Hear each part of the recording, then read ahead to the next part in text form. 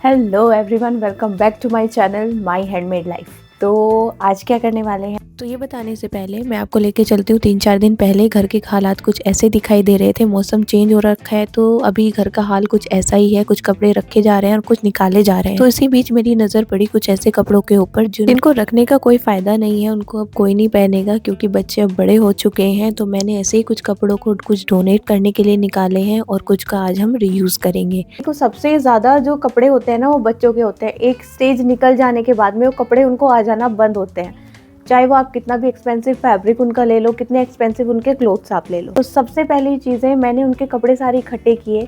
उन कपड़ों में से मैंने कैटेगराइज किया कपड़ों को कि जो कपड़े जो नहीं आ रहे हैं और मुझे रखने हैं वो एज अ मेमोरी, क्योंकि कुछ चीज़ें जैसे बर्थडे ड्रेसेस हो गई, कुछ मैंने बनाई हैं, तो मैं उनको नहीं अभी किसी को डोनेट करने के फ़िलहाल हिसाब में नहीं हूँ। क्या पता फ्यूचर में आ जाऊँ।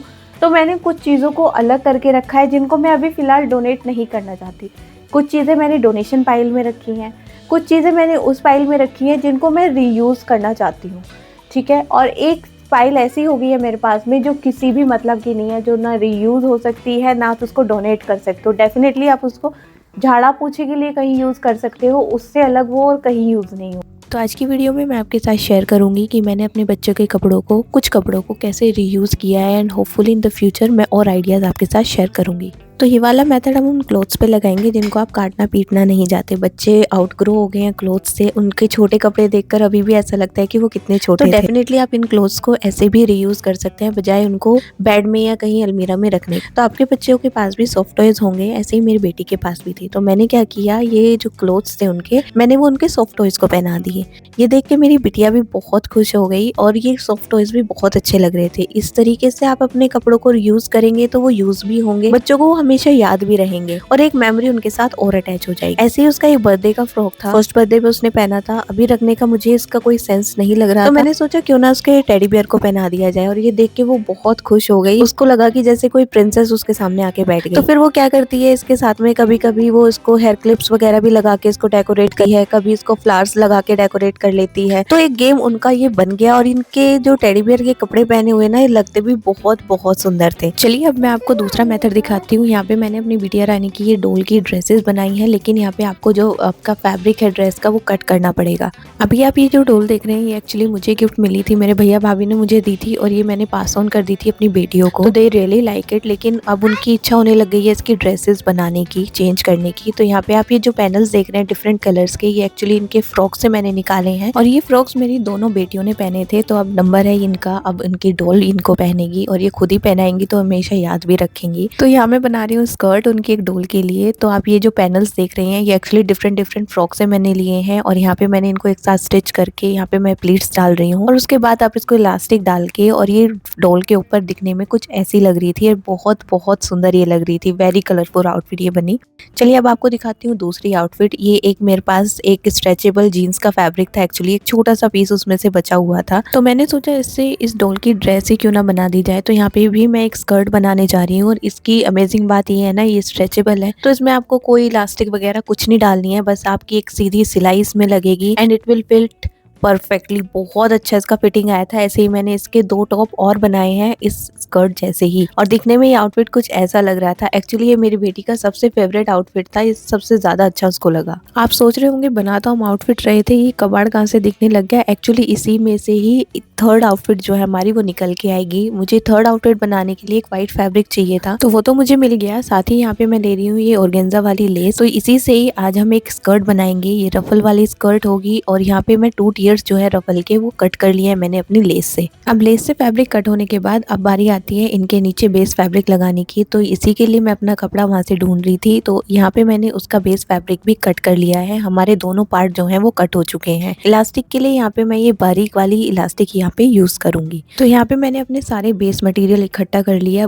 बारी आती है स्टिचिंग की। तो यहाँ पे हमें पहले अपना बेस फैब्रिक रखना है, उसके ऊपर लेस रखनी है और उन दोनों को साथ में स्टिच कर देना है। 1 पार्ट हमारा स्टिच हो चुका है, ऐसे ही हम अपना सेकंड पार्ट भी स्टिच करेंगे। यहाँ पे हमारे दोनों पार्ट स्टिच हो चुके हैं और आप देख सकते हैं एक बड़ा है और एक छोटा। तो जो बड़े वाला है उसमें हम रफल्स डालेंगे और इक्वल करेंगे छोटे वाले के। अब रफल्स डालने के लिए आप प्लीट्स भी डाल सकते हैं। यहाँ पे मैं सिंपली थ्रेड पुलिंग कर रही हूँ। जब फैब्रिक हमारे दोनों इक्वल हो जाएंगे तो मैंने उनको साथ में स्टिच कर दूँ। तो यहाँ पे हमारे दोनों फैब्रिक जो है वो साथ में स्टिच हो गए हैं। अब मैं सिंपली इसका लेस वाला पार्ट जो है वो अलग से स्टिच करूंगी। यहाँ हम दोनों लेसेस को अलग से ही स्टिच करेंगे ताकि उनका जो घेर है वो जो बहुत सुंदर लगे दिखने। दोनों लेसेस स्टिच होने के बाद में अब आप अंदर वाला जो व्हाइट वाला फैब्रिक है उसको साइड से स्टिच कर दीजिएगा और हमारी स्कर्ट जो है वो बनके बिल्कुल तैयार है। सिंपली बच्चे उसको इजीली निकाल सके और पहना सके, इसलिए यहाँ पे हम इलास्टिक भी ऐड करेंगे। और दिखने में ये स्कर्ट बहुत सुंदर लग रही थी। एक्चुअली ये वाली ड्रेस जो है वो मेरी फेवरेट है। बहुत सुंदर इसका लुक आ रखा था यहाँ पे।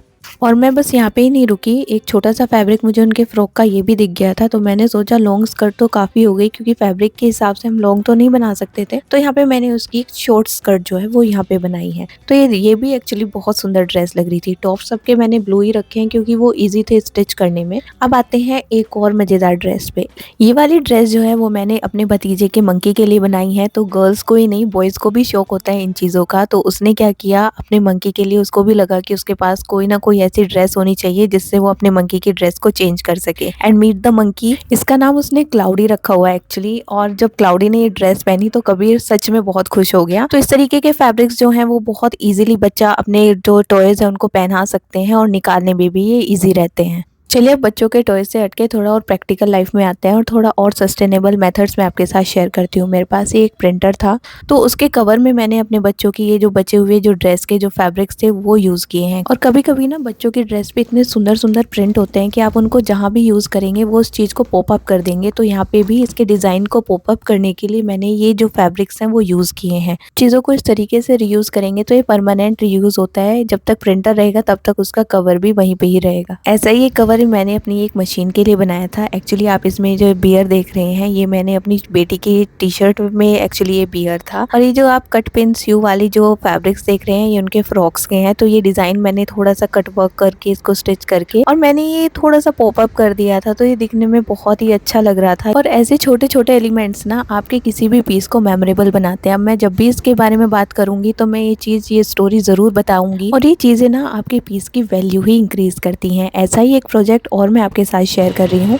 तो यहाँ पे मैं बना रही हूँ अपनी बेटी का एक स्कूल बैग। जी हाँ, स्कूल बैग आज के टाइम में भी, वो इसलिए क्योंकि फर्स्ट टाइम जब वो स्कूल जा रही थी तो मैं उसका ये दिन ना और ये वाली जो बैग के जो एलिमेंट है वो मेमोरेबल बनाना चाहती थी। आप यहाँ पे जो ये ब्लू कलर का जो फैब्रिक देख रहे हैं ये एक्चुअली उसके एक फ्रॉक का फैब्रिक है और मैं फर्स्ट टाइम बना रही थी इसलिए जीन्स का फैब्रिक मैंने थोड़ा सा यहाँ पे डल यूज कर लिया। बट जब ओवरऑल इसका लुक निकल के आया तो ये एक्चुअली बहुत सुंदर लग रहा था। जाते जाते बस यही बात आपको बोलना चाहूंगी, अगर आप किसी चीज के साथ में कोई वैल्यू या कोई मेमोरी अटैच कर देते हैं तो आप डेफिनेटली उसकी लाइफ को भी इंक्रीज कर देंगे। और बस ये वीडियो का छोटा सा मोटिव यही था कि आप अपने पीसेस के साथ में वैल्यू ऐड करिए, मेमोरीज ऐड करिए ताकि वो लॉन्ग लास्टिंग रहे, आपका प्लेनेट बचा रहे और आपके पैसे भी बचे रहें। साथ आ गए हम अपनी वीडियो के एंड में। Thank you so much for watching. आपने एंजॉय किया हो तो बहुत बढ़िया है, नहीं किया हो तो अपना कोई भी मतलब अच्छा सजेशन आप मुझे नीचे कमेंट बॉक्स में दे सकते हैं। तो नेक्स्ट वीडियो में मैं आपके साथ बहुत सारी चीज़ें शेयर करूँगी, मतलब आपको मज़ा आ जाएगा। तो चलिए इसी नोट के साथ में हम अपनी वीडियो का आज की एंड करते हैं, फिर मिलते हैं एक नई वीडियो के साथ में। Thank you so much for watching, bye bye.